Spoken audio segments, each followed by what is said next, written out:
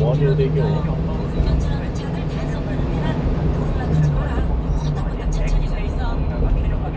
그렇다면 우주에 존재하는 그 다양한 액체들 중에서 왜 하필 물일까를 생각해 볼 수가 있는데요. 흔히 천문학자들이 물을 중요하게 생각한다고 하면 이런 비판을 하실 때가 있어요. 지구 생명체만 보고 생각하는 고정관념 아니냐.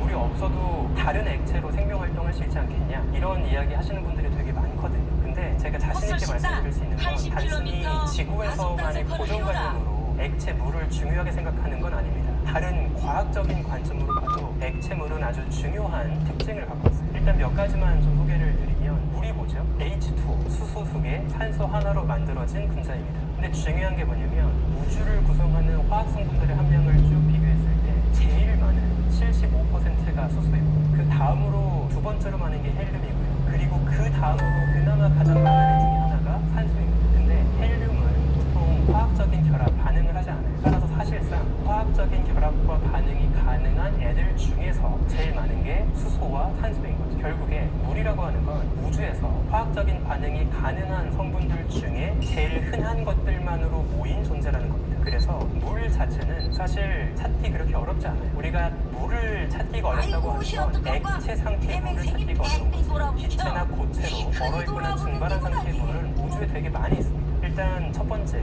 우주에서 그다지 구하기가 어렵지 않은 물을 생명 활동의 재료로 선택하는 건 우주에 살고 있는 생명체들이라면 아마 지극히 당연한 선택이지 않을까 이런 생각을 할 수 있는 거죠. 그리고 몇 가지만 좀 더 중요한 성질을 말씀을 드리면 물은 굉장히 높은 온도에서도 증발하지 않고 액체로 버틸 수 있습니다. 생각해보시면 물에 끓는 온도가 몇 도죠? 100도예요. 100도면 상당히 높은 온도거든요. 90도, 80도가 돼도 물은 다 증발하지 않습니다. 보글보글 끓으면서 그냥 액체로 존재하고 있죠. 반면에 다른 분자들을 생각해보시면 이미 상온에서 다 기체가 되어 있습니다. 산소며 질소며 이런 것들 우리가 액화시키려면 진짜 실험실에서나 만들 수 있는 아주 낮은 온도가 필요하죠. 근데 물은 꽤 높은 온도에서도 증발하지 않고 액체로 버티고 있다는 겁니다. 이것은 액체 상태로 존재할 수 있는 범위가 되게 넓다. 어떤 별에서 떨어져서 그 행성 표면에 액체 바다가 존재하려면 적당히 차갑지도 않고 뜨겁지도 않고 적당한 온도가 주어져야 할 텐데 만약에 산소나 질소 같은 진작에 다 날아가 버리는 성분을 가지고 바다를 만들겠다라고 하면 별에서 한참 멀리 벗어난 거리에서만 가능할 수밖에 없겠죠. 그런데 물 같은 경우에는 충분히 높은 온도에서도 액체로 버틸 수 있다 보니까 별 주변에 바짝 붙어있는 행성에서도